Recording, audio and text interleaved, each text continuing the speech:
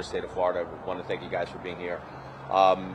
Just start off with some comments about why we're here, what we're doing, and why this is important, I think, to the taxpayers of the state of Florida. A lot of this is resulted from conversations that the governor and I had about property taxes. We have seen a rise in property values with a corresponding rise in property taxes, and what we've seen over the last 5 years, especially post-COVID, we've seen a lot of increases in property tax receipts, resulting in general government growing. And we do not think it is right that taxpayers get to foot the bill for government excesses. So one of the things that we are planning on doing is doing some cursory reviews, some of them a little bit more in depth, looking at a lot of government spending, making sure that they're not paying for things that are not prescribed in law. And in addition, the things that probably could be deemed wasteful. Because there's one thing I know about government, I know this, is that when we start looking at putting a property tax referendum on the ballot in November 26th, local governments, every local government, whether it's going to be a red county or blue county, is going to make every excuse in the book why they cannot cut property taxes. And I know for a fact that there is a lot of waste, fraud, and abuse in the system, things that governments probably should not be spending money on, that they are basically charging the taxpayers. Now, having said that, local governments love playing games. They say that we're holding the millage rate at the same amount, but when you have rising property taxes holding the millage rate at the same amount, that generates extra income, and that is a tax increase. So when you have rising property values, millage rates theoretically should be going down, or at the very least adopting the rollback rate, which then holds revenues at the same. One of my big things that I am worried about in the state of Florida is home affordability, housing affordability, just the affordability in general in the state of Florida.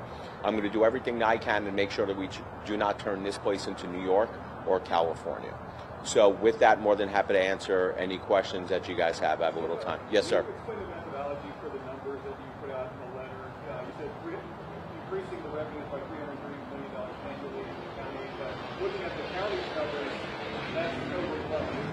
Where is that number coming from? So the number, I would have to refer that back to Eric Soskin at DOJ, working out of the governor's office. He's the one that's compiling all that information. All that information, I think he retrieved directly from county finance reports. Is that coming from what the rollback rate would have been? No, I think those are general. I think those are just general receipts that are coming in for government. What do you say to the folks that say you're just targeting the Democratic counties? We're not. We've hit Pinellas County, which is a red county. I'm going to be headed to Manatee County after this. I do not care personally, and I don't think the governor does either, if it is a red county or a blue county, because quite frankly, every county has seen an increase in government spending over the last 5 years. The cities like Jacksonville, who sent a letter to say they are not cooperating, what are those cities like Jacksonville not doing to open the doors to you? Sure, great question. The first thing that you have to realize is that I have a pretty broad constitutional authority to do these audits, including giving subpoenas to make sure that we get the information. Those are unconditional. It's also in Florida statute that we passed last year that created Florida DOJ. This is not a negotiation with local government. So we've had counties that have asked us to sign non-disclosure agreements for public information.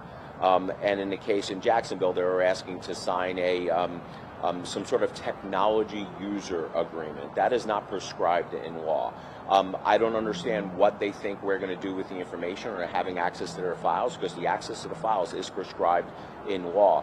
There is nothing in Florida's law that says that we actually have to file an agreement with that. All of the auditors, all the employees that are on site are bound by current state law. They're not going to share any information they're not supposed to share, and they are going to make sure that they're taking care of every precaution to make sure information does not get out.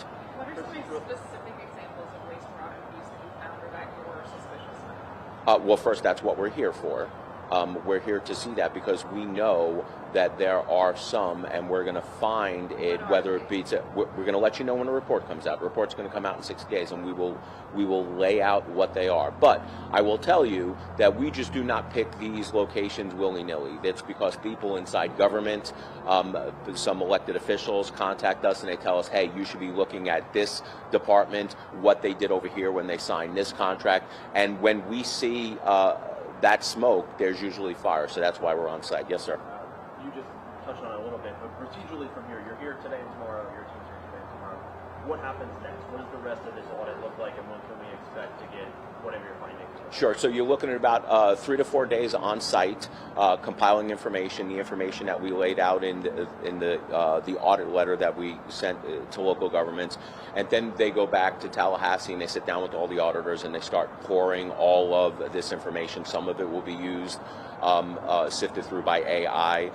They're going to be looking at excessive spending in terms of personnel to see if some lucrative contracts were signed when they probably shouldn't have been. Maybe some comparable contracts in other cities or counties with the same vendor came in at less money. So those are the things that we're looking for. But this is like a cursory review, a high level view of some of the bigger things. Now, I will tell you that regardless of what the DOJ audit comes out with in about 60 days, I can go back in and ask for some more granular detail, and we may do that at some point in the future. And within the letter, they're all a little bit different, but some of the things you picked out in Orange County, transportation spending on crosswalks and whatnot, how were some of those things selected and why? Because we're getting information to look there. So we're getting information, and if somebody contacts us and says, hey, you should look at this department, we just don't take that as gospel. If we start hearing other people saying you should look at that department, then that's when we start looking. Can you detail what kind of complaint came in about Orange County or where? No. Where the information that come in is just conversations that we have with people over the phone, and sometimes they tag people on social media saying, hey, you should look at this, and we take all of that into effect. Let me be clear. There are 67 counties. There are untold amount of municipalities. So there's a lot of government entities out there. We're not going to get to all of them, but we're getting to the ones where we think we can have some of the biggest impact on taxpayers and start the argument that we have to reduce property taxes. Orange County has been cooperative so far. We hope that they continue to be cooperative. Look, if the people in Orange County, the elected officials, truly care about the taxpayer, they're going to do everything that they can in order to give property tax relief. Because if they care about the constituents first, that's one of the biggest issues on voters' minds. Yes, ma'am. Which counties asked for sign NDAs? Gainesville, City of Gainesville asked for an NDA to be signed, and when I found that out, I think the DOJ team had already agreed to doing that, and I said we are not going to do that again. We are not going to sign any documentation. We are not going to have on-site audits based on their playing field. They're not going to dictate to us how we do that. We, at Florida law, Constitution, dictate how that happens. There are big complaints that this process and others from the state are taking away local governments, taking away the power for local governments to do what people have elected to do. What's your reaction? Are you talking about the home rule argument? Okay, let me, this is what I say about the home rule argument, especially cities. Cities come to the legislature in order to be incorporated to create the city, and then they create the city and they wind up overtaxing, overspending, adding onerous regulations on the people, and then who protects the people? That's where the state comes in. So I don't buy this argument that the state shouldn't get involved in home rule. The people who wanted a home rule come to the state and ask for permission to form that home rule. Who's going to watch for the taxpayers? I tell you who. I am. The governor will. See, the biggest budgets, though, are fire, police. Yes. Are you going to look to make sure, I know you don't like to cut when it comes to that, but are you going to look at those budgets, too, to make sure that that's being spent correctly, because maybe that money could be used? Yeah, we're going to look at every aspect of spending. Personnel obviously is a big issue.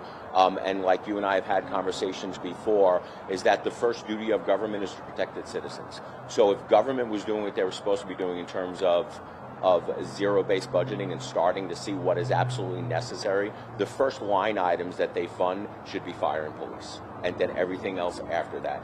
Then you go to essential programs, and then towards the end, what we've seen traditionally from local governments is they wind up adding a lot of fluff and wind up spending things on that they shouldn't be spending on. Yes, ma'am. I will tell you, I am personally looking at, from the CFO's office, irrespective of what DOJ does over the next, 6 months, almost all of them. It's just going to be a matter of time when we get around to all of them. Look, some of them may be adversarial, some of them may not be adversarial, but I do know this, is that there are elected officials, whether it is city commissioners, city councilmen, constitutional counties where you have actually commissioners on there. Commissioners. A lot of times what we've seen is that staff will tell them one thing in terms of politically, and then they're turning around and staff is doing something completely opposite. I've seen that firsthand in some of the counties that I represent, and then when we wind up telling them that your county is spending money on X, and the elected officials didn't know that they were spending money on X, it's usually the elected officials get frustrated because they're not being told the complete and honest truth from staff. Do you plan to expand the DOJ efforts to state government and even the executive office of the governor? So what we're planning on doing is looking at everything. We already have something in within state government that continues to look at that. When you look at state government compared to the federal government and local government, we are by far the most fiscally conservative in terms of putting money away and cutting budgets, giving money back to the taxpayer. So what we've seen is the excesses, a lot of the excesses, the ones that people feel on a daily basis, come from local government. So that's where we're concentrating first. How did you pick the list? How did you go from 1 to 67? So a lot of that has to do with the increase year over year in terms of percentage over the last 5 years and dollar amount also. George County was up there. It was up there in terms of overall dollar amount, which was taken in by the local government and property taxes, where Broward was a huge amount on a percentage basis and dollar amount also. So that's why they were number one on the list. I'm going to take one last question. I got to get going. A lot of the cities and counties around here, not necessarily which counties, are actually looking at raising the millage rate this year. A lot of them citing police and fire costs, salaries, and whatnot. What would your message be to those elected officials who are looking at that decision over the next couple of years? Sure. My message would be the voters are going to speak, raise the millage rate, raise taxes, and they'll find themselves out of a job real quick. I got to go, guys. Thank you.